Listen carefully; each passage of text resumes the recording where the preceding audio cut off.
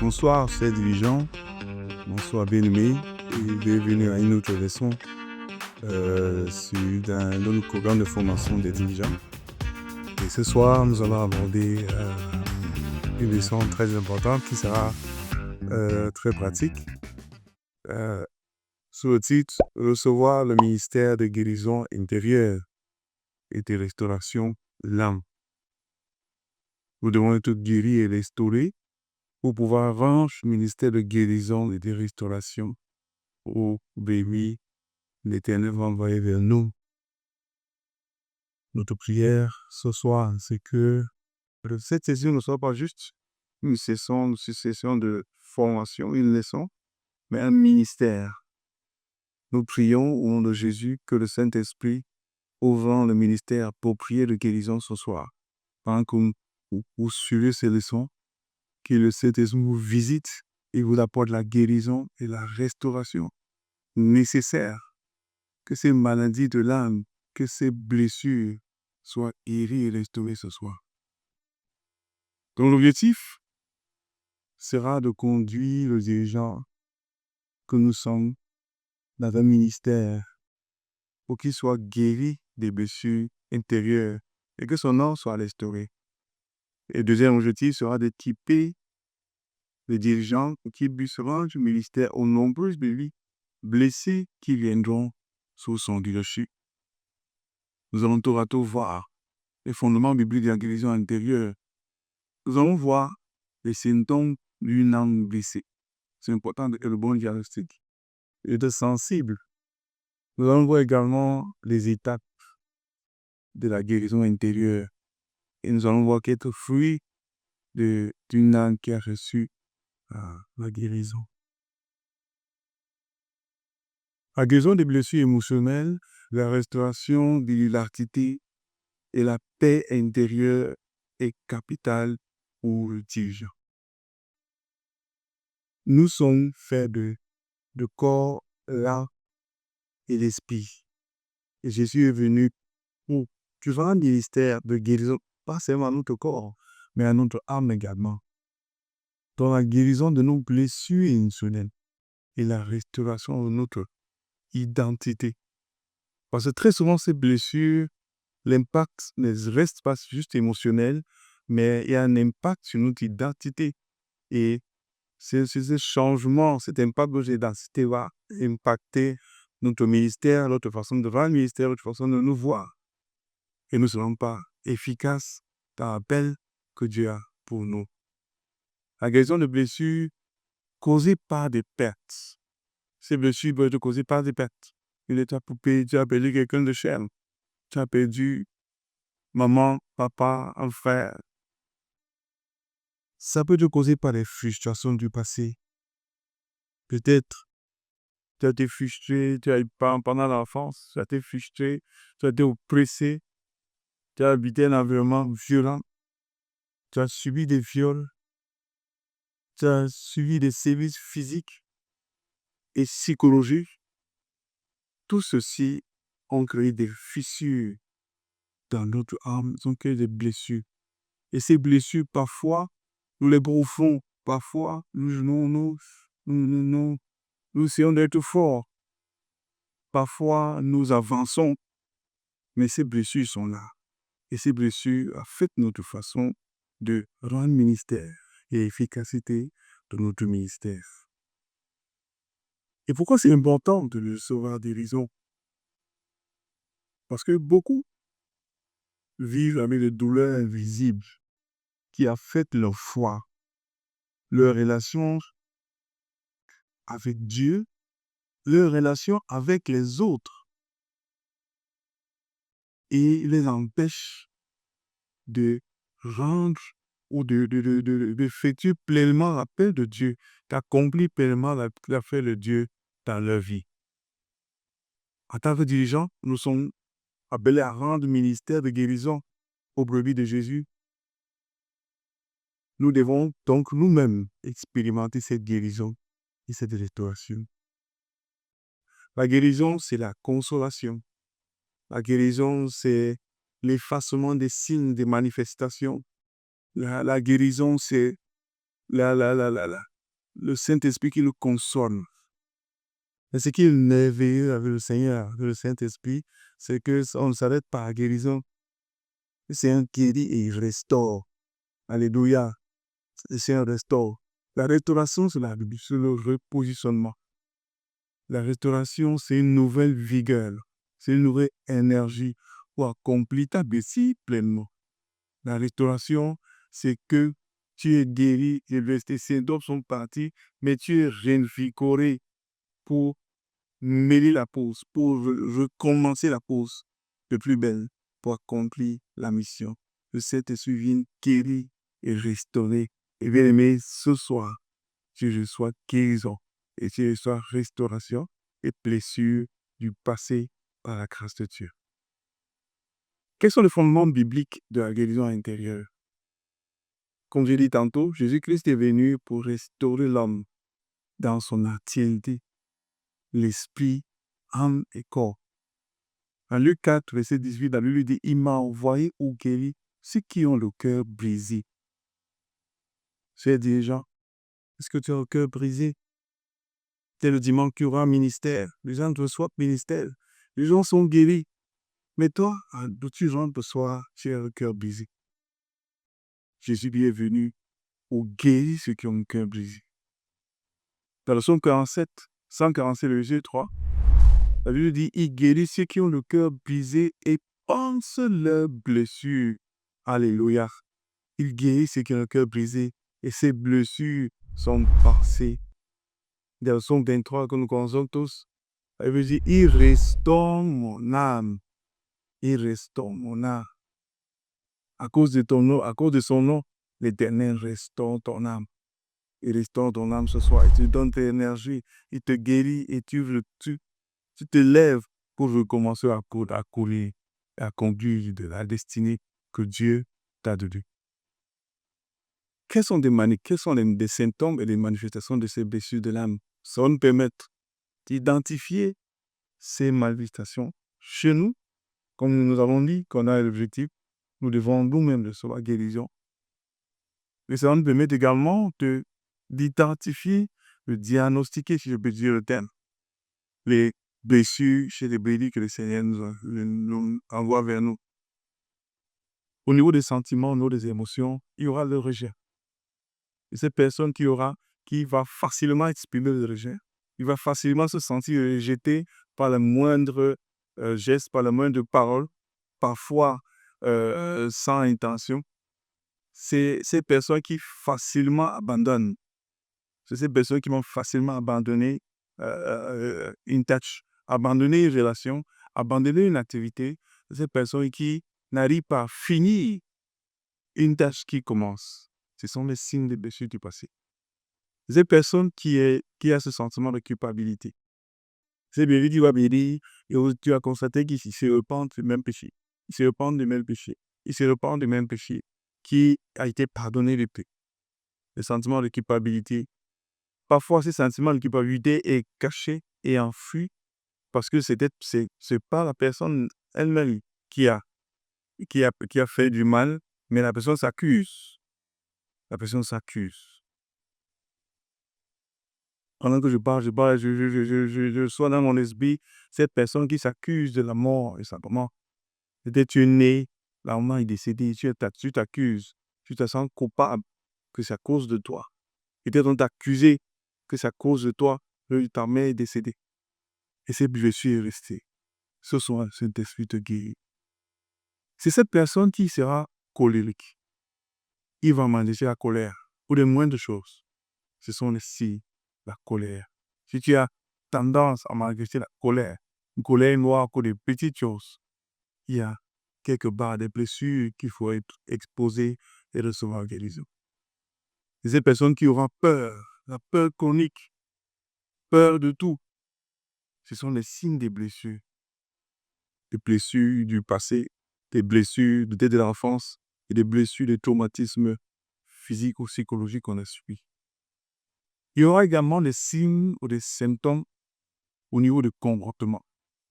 C'est cette personne qui va facilement s'isoler. Il a tendance à s'isoler. Il a tendance à être dans son coin. on va toujours chercher cette personne, ce frère, cette sœur. On va toujours aller vers cette personne. Il n'a pas beaucoup d'amis. Il ne se fait pas beaucoup d'amis, il est dans son poids. Ce sont les signes de ses blessures. De l'autre côté, c'est cette personne qui manifeste une dépendance chronique. Et il arrive à rien faire seul. Il arrive à rien décider seul. Pour la moindre chose, il demande le bilan des gens. Les petites choses simples de la vie, ce sont les signes de ces blessures de l'âme. Il y a aussi des personnes qui manifestent l'instabilité émotionnelle. Ces personnes qui sont instables émotionnellement. Et ce frère ou cette sœur qui n'arrive pas à mener une relation jusqu'au bout. Ce frère ou cette sœur qui a des troubles émotionnels, qui a de hauts et des bas. Donc, celui qui est marié a le haut et les bas émotionnels dans son foyer. C'est le signe de ces blessures. Quelles sont les origines de ces blessures? Ils peuvent être des blessures de pendant l'enfance, des relations brisées, des sévices pendant l'enfance, peut-être la brutalité, peut-être la violence physique ou psychologique. Ils peuvent être même les échecs, les personnes qui ont subi plusieurs échecs sont des blessures qui sont créées dans l'âme et qui impactent leur vie et leur ministère. Parfois, ces blessures, ces échecs, tu as fait un examen 2, 3, 4 fois et par la suite, tu as avancé avec la vie, mais il y a une peur. Tu as une peur d'échouer qui reste. Cette peur va t'amener à prendre beaucoup de temps pour te décider pour faire des choses. Cette peur va faire que tu vas démarrer l'opinion de 100 personnes pour décider ou te décider pour le moins de choses. La peur d'échouer. La peur, tu as peur de décider parce que tu as peur d'échouer. Ce sont des blessures que tu as subies à cause des échecs pendant l'enfance. Ou peut-être tu as échoué et on t'a insulté. Ça reste là-dessus, ça classe ces blessures. Ça peut être les blessures que j'appelle les blessures religieuses, les blessures de l'Église, les blessures, c'était la façon dont tu as été traité, consciemment ou inconsciemment, au niveau de l'Église. Ça a laissé des blessures. Tu as suivi des rejets. Peut-être de manière consciente, tu as été comparé à d'autres. Ton zèle a été comparé à un autre frère ou à une autre sœur. Et ça a laissé, si tu as ressenti du rejet, ces blessures aussi peuvent être là. Peut-être un dirigeant trop zélé t'a poussé à bout et ça peut laisser également des blessures. Donc, ces différents signes et symptômes qui ne sont pas exhaustifs sont des manifestations des blessures de l'âme que nous devons identifier à toute honnêteté sur nous-mêmes et à être sensible à voir chez des bébés chrétiens nous en boire pour pouvoir coopérer avec le Saint-Esprit pour qu'ils puissent recevoir guérison. Quelles sont les étapes de la guérison intérieure? Je voulais dire, mon cher frère, ma chère sœur, que tu peux recevoir la guérison et la restauration de ton âme, la restauration de ton âme aujourd'hui. La première chose est de reconnaître la blessure. Ne pas cacher, ne pas jouer aux religieux, ne pas dire tout, c'est Jésus est sur le trône, frère, tout va bien. Pourtant, au soir, tu as cette blessure, tu as cette peur, ces sentiments de rejet. Dans Jean 11, verset 37, la Bible dit, Jésus pleura. Nous connaissons l'histoire de Jésus qui a perdu son ami. Je me suis demandé toujours, Jésus savait qui pouvait ressusciter Lazare. Mais Jésus a pleuré. Jésus a eu mal qu'il a perdu son ami. Jésus démontrait que nous avons des émotions, nous avons des sentiments. Ce n'est pas de la faiblesse de pleurer devant Dieu. Ce n'est pas de la faiblesse d'exprimer les émotions. Ce n'est pas la faiblesse de reconnaître que nous avons mal. Ce n'est pas la faiblesse. Donc Jésus pleura. Dieu nous a donné la capacité de pleurer, donc pour pleurer, quand il faut pleurer. Pleurer devant le Seigneur pour recevoir le mystère. Pas pleurer pour petitement ce soir. Pleurer parce qu'on a mal. Pour exprimer un sentiment. La deuxième chose, on ne s'arrête pas à pleurer. C'est amener Jésus où on a enterré. Quand Jésus a pleuré, il a demandé qu'on amène, là on a enterré son ami. La Bible c'est dans Jean 11, verset 38. Jésus, frémissant de nouveau en lui, se rendit au sépulcre. Mon cher frère, mon cher dirigeant, amène Jésus là où la blessure se trouve. Amène Jésus là où, au sépulcre, là où cette blessure se trouve. Là où cette blessure que tu as eu en France, cette violence, cette viol, amène-le là-bas. Troisième chose, c'est laisser le Saint-Esprit nettoyer la blessure. C'est de pardonner. J'utilise le mot nettoyer parce que en nettoyant la blessure, ça fait mal souvent. Pour faire le pansement, on nettoie, et puis ça fait mal. Le pardon fait mal. Donc, le pardon, c'est comme nettoyer la blessure. C'est te pardonner toi-même. Parce que tu te repentis, le Seigneur t'a pardonné. C'est arriver au point à pardonner la personne qui t'a fait du mal. Oui, pardonner ce supérieur hiérarchique qui t'a fait du mal. Pardonner ce dirigeant qui t'a fait du mal. Pardonner cette personne qui t'a rejeté. C'est de pardonner. Jésus dit, pardonne dans la prière qui nous enseigne à prier. Pardonne-nous comme nous pardonnons. Nous devons pardonner. Bien-aimé, pardonne ces personnes pour recevoir tes visions. La quatrième chose, c'est de renoncer au mensonge judaïque. Quel est le mensonge qu'il faut dans notre exemple, Jean 11? C'est Marthe qui avait dit, Seigneur, il sent déjà. Le mensonge, c'est que ce problème sent déjà. C'est déjà tout, qu'on ne peut rien faire. Ça fait 20 ans. Ça fait 30 ans que maman est morte. Vraiment, je vis avec ma blessure comme ça. Nous, ça veut dire vivre avec. Donc, de temps en temps, je vous cache. Et puis, mais ça affecte ton ministère. Ça affecte tes relations avec les autres. Ça t'empêche de partir dans des relations sérieuses. Parce que tu pleures toujours au deuil du maman. Et puis 15 ans, puis 20 ans, et puis 30 ans. Marthe a dit, ça sent déjà. C'est un mensonge mis. Il n'y a pas de situation qui sent trop pour Jésus. Alléluia. Il n'y a pas d'un autre compliqué pour Jésus de nous autres. La septième chose, c'est de croire que Jésus-Christ, par l'œuvre du Saint-Esprit, veut et peut te guérir et te restaurer. Dans Jean 11, 40, Jésus lui dit, ne t'ai-je pas dit que si tu crois, tu verras la gloire de Dieu? Jésus a demandé qu'on ôte la guerre. Il a demandé qu'on ôte la pierre. Il faut la foi pour ôter la pierre. Jésus voulait faire ce qu'il dit de la pierre. Ou il devait faire autrement, il n'a pas ôté la pierre lui-même, il a ôté la pierre. Il a dit aux personnes qui tiraient de ôter eux-mêmes. Enlève cet obstacle. Exerce la foi. Parce que le Jésus qui veut te guérir est le Jésus qui est ressuscité. La puissance de la restauration, de la résurrection, qui habite en toi par le Saint-Esprit, peut se manifester même dans ces situations. Ôte la guerre pour que la résurrection se manifeste. Ôte la pierre pour que Lazare puisse sortir. Ôte la pierre pour que Jésus puisse, la puissance de la résurrection puisse visiter ton âme et que tu reçois la guérison. Ma prière, c'est que ce soir, tu puisses recevoir guérison. Oui, ôte la pierre de cette douleur, de cette blessure que tu ressens. À ce moment, pendant que je parle, le Saint-Esprit t'amène ça dans ton cœur. Ôte la pierre. Pardonne cette personne. Proclame, Jésus-Christ, tu es venu pour me guérir. Tu guéris mon âme. Tu guéris mon âme. Tu restaures mon âme ce soir. Et je ne suis plus la même personne. La puissance de la résurrection se manifeste dans mon cœur, dans ma vie, dans ma situation.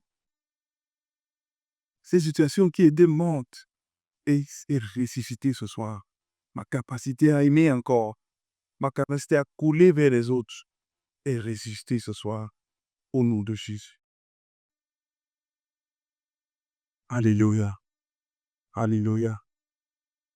Donc, après, si on suit tous ces états, c'est notre vie. C'est un genre de ministère. Je crois que c'est un genre de ministère à quelqu'un. Et les fruits seront manifestes. Alléluia.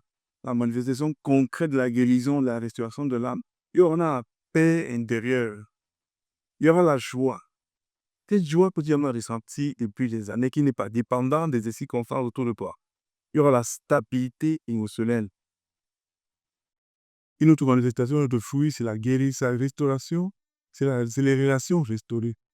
C'est la foi qui est renouvelée. Et tu vas voir que ton service sera encore plus efficace. Une âme guérie devient un canal de guérison pour les autres. Ésaïe 61, verset 3 dit: pour accorder aux affligés de Sion, pour leur donner un diadème au lieu de la cendre, une mire de joie au lieu du deuil, un vêtement de louange au lieu d'un esprit abattu, afin qu'on les appelle des rebelles de la justice, une plantation de l'Éternel pour servir à sa gloire. L'Éternel te baptise avec lui de joie ce soir, parce que tu as été guéri, tu as reçu guérison. L'Éternel te change ton vêtement de tristesse, le vêtement de peur, ton vêtement d'échec, un vêtement de louange. Alléluia. Gloire au Seigneur Jésus. Donc, chers dirigeants, pour nous résumer, notre texte ce soir, nous devons te guérir pour être des instruments de guérison. Laisse que Saint-Esprit te rende le ministère. Si tu as besoin de la Bible, c'est quelqu'un qui t'aide. Il faut le faire. Nous avons besoin de bien de compétences, 3 compétences clés. La première chose, c'est le discernement, être sensible. Pour pouvoir voir ce même ministère aux autres. Quand la donne va venir vers toi, il faut être sensible. De voir ces symptômes que nous avons dit au début. Il faut de l'amour. Il faut aimer cette personne. La puissance de l'amour. Rien ne peut résister. La puissance de l'amour. Aimer cette personne. La Bible dit, mais ni la mort, ni le séjour, le mort, rien ne peut résister à la puissance de l'amour. Même cette personne, son âme est en partie à quel niveau l'amour manifesté va venir la puissance s'ouvrir. Il faut la patience. Il faut la patience pour laisser la personne s'exprimer, pleurer, l'écouter, ou voir un grand ministère. Alléluia. Je veux conclure en disant que cette église, l'église des maisons que tu diriges, l'église que tu diriges, suit souvent un processus de croissance. Ça commence par l'église hôpital. Les gens viennent qui sont malades. Et on leur rend ministère. Ils reçoivent guérison. La deuxième phase, c'est l'église famille. Ces personnes qui ont reçu ministère, qui devient qui devient famille. Et la troisième phase, c'est l'église armée. Une armée qui se lève au milieu du combat contre le Seigneur. Et la guérison dans l'exploration de l'âme est capitale dans ce processus de guérison.